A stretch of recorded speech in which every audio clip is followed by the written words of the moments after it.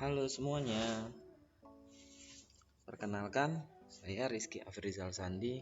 Saya merupakan calon guru penggerak angkatan 6 yang berasal dari SMP Negeri 1 Kampung Udik, Kabupaten Lampung Timur.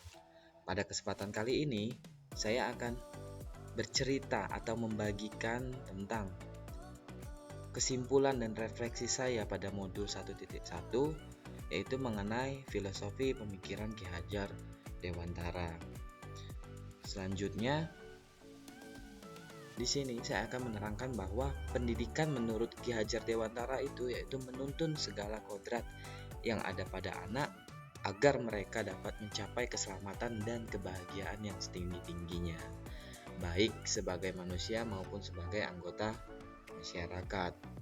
Oleh karena itu, pendidik harus dapat menuntun tumbuh atau hidupnya kekuatan kodrat yang ada pada anak-anak, agar mereka dapat memperbaiki lakunya, hidup dan tumbuhnya kekuatan kodrat. Pendidikan atau seorang guru diibaratkan itu sebagai seorang petani yang harus merawat, memupuk, dan mengairi tanamannya agar hasilnya dapat maksimal. Dan menurut Ki Hajar Dewantara, pendidikan itu menuntun atau sistem among, di mana motonya yaitu ing ngarsa sung tulodo, ing madya mangun karsa, dan tutwuri handayani. Di depan memberi contoh, di tengah-tengah memberikan semangat, dan di belakang memberikan dorongan.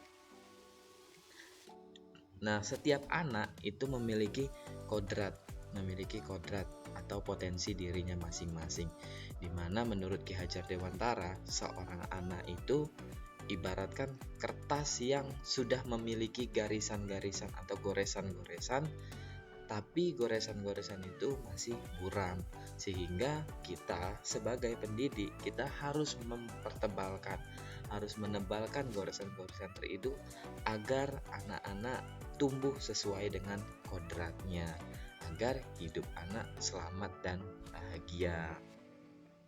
Nah, dari kesimpulan filosofi pendidikan menurut Ki Hajar Dewantara ini,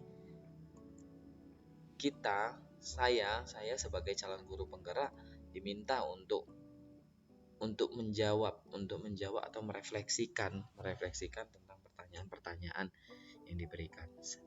Yang pertama, apa yang Anda percaya tentang murid dan pembelajaran di kelas sebelum Anda mempelajari modul 1.1?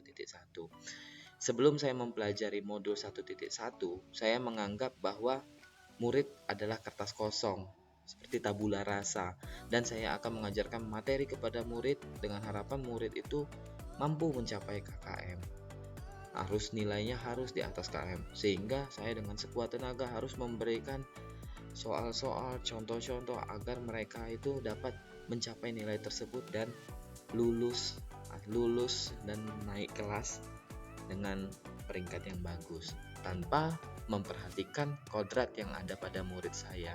Dan ini merupakan kesalahan bagi diri saya dalam melakukan pembelajaran kepada anak. Padahal menurut Ki Hajar Dewantara, anak itu bukanlah kertas kosong. Anak itu sudah memiliki kodratnya masing-masing.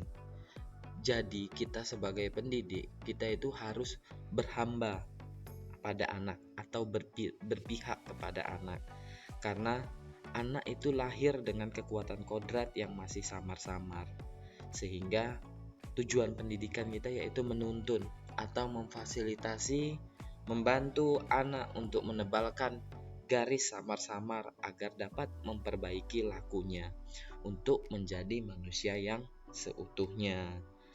Kemudian selanjutnya, apa yang berubah dari pemikiran atau perilaku Anda setelah mempelajari modul ini? Perubahan yang terjadi pada diri saya jelas. Saya mulai memikirkan bahwa ternyata pembelajaran itu bukan hanya berpusat pada guru, namun berpusat kepada murid.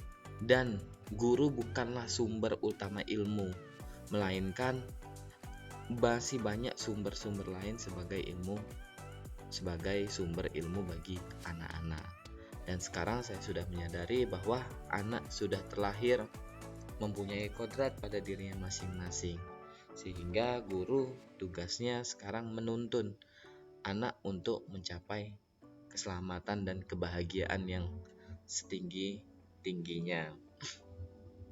Nah, setelah itu saya juga harus memperhatikan kondisi kodrat anak, memperhatikan potensi yang dimiliki setiap anak. Karena setiap anak mempunyai potensi yang berbeda-beda, saya mulai harus bisa mengelompokkan potensi anak. Karena tidak semua anak memiliki potensi yang sama. Misal, tidak semua anak menyukai mata pelajaran IPA. Namun ada sebagian anak yang menyukai pembelajaran IPA. Namun dengan begitu saya harus membimbing murid-murid agar menyukai pembelajaran IPA. Namun setelah saya membimbing secara maksimal, anak-anak belum terlihat potensinya dalam bidang pembelajaran IPA, saya harus mulai mencari cara. Ternyata anak tersebut tidak memiliki potensi di mata pelajaran IPA.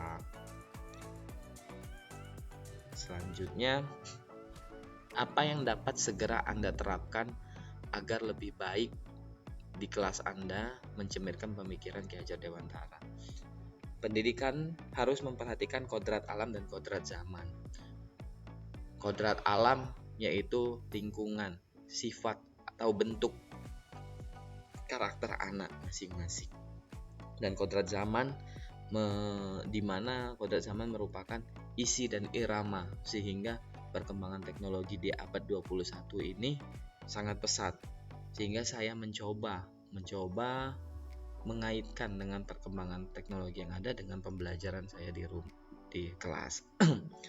Karena di sekolah kami mendapat bantuan tablet sebanyak 220, maka saya akan mencoba pembelajaran anak dengan hal-hal yang baru, dengan berkaitan dengan teknologi.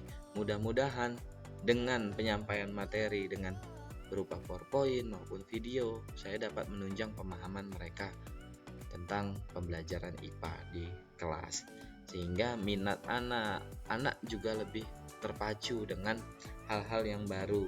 Karena dengan tablet mungkin mereka akan merasa lebih tertarik dan lebih bersemangat dalam menghadapi pembelajaran IPA. Dan kemudian menurut Ki Hajar Dewantara, anak-anak itu ibaratkan benih yang ditanam oleh petani, sehingga tugas kita sebagai guru hanya membimbing, memfasilitasi, memberi ruang kepada anak dan tidak memaksakan hak anak. Jika ibarat petani menanam jagung, maka jangan berharap anak tersebut akan tumbuh menjadi padi. Dan tugas kita yaitu merawat, membimbing, melindungi, memberi pupuk agar kodrat anak itu tercapai dengan selamat dan bahagia. Baiklah, hanya itu saja refleksi dan kesimpulan dari pemikiran Ki Hajar Dewantara pada modul 1.1 ini yang bisa saya sampaikan. Sebelumnya saya ucapkan terima kasih. Assalamualaikum warahmatullahi wabarakatuh.